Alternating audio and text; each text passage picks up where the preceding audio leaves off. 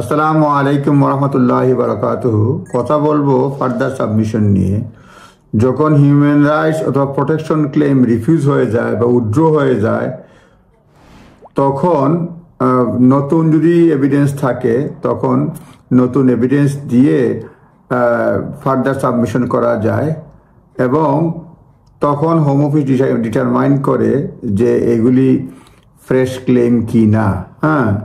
So নতুন এভিডেন্সের ক্ষেত্রে যেটা হয় যে একটা রিপোর্ট দেওয়া যায়, যখন মনে করেন কোনো অ্যাসাইলাম ক্লেম ফেল মারলো, আপিল টেপিল সব শেষ হয়ে গেল, তখন নতুন করে ক্লেম করাকে এটাকে ফার্দার সাবমিশন বলে। ফার্দার সাবমিশনটা ফ্রেশ ক্লেম কিনা সেটা হোম অফিস ডিসিশন করে। যে ফ্রেশ ক্লেম ধরেন মানে বিবেচনা করে, তখন তারা রাইট টু অ্যাপিল দেয়। যখন ফার্দার সাবমিশন করবেন, নতুন এভিডেন্স যেগুলি দেওয়া হয়, the effect of rule is that individual may submit new evidence and argument to be considered by the decision maker, to be considered by the home office.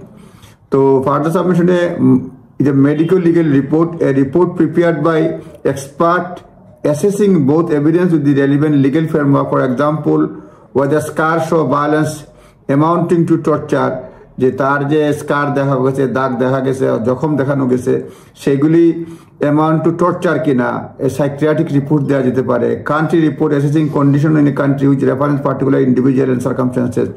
Country report, নতুন country report দেওয়া যেতে পারে যেটা আগে দেওয়া হয় না, যেটা আপনার জন্য হেল্পফুল থাকে এরকম।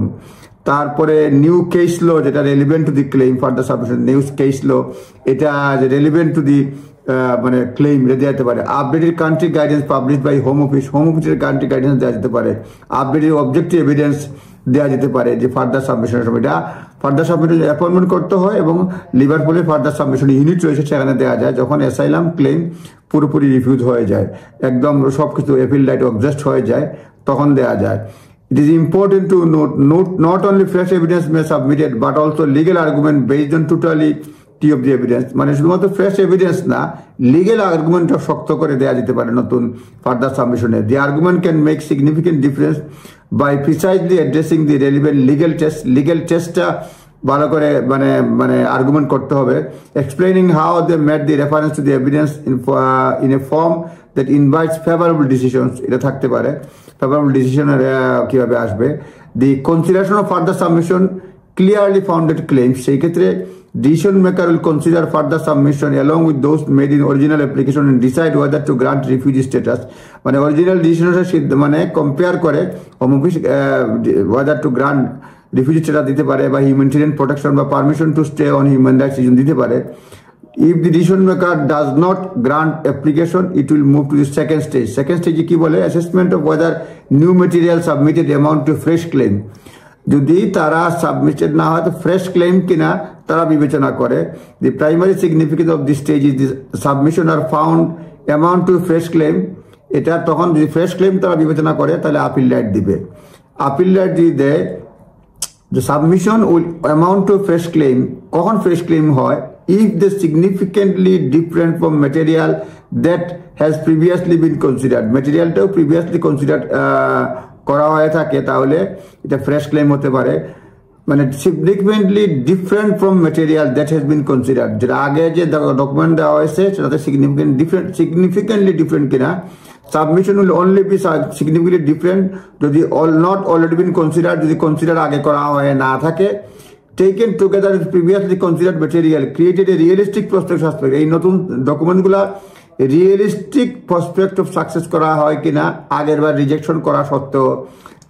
সুতরাং এইগুলি বিষয়গুলো মানে আপনি দেখতে পারবেন মানে যখন ফার্দার সাবমিশন করবেন।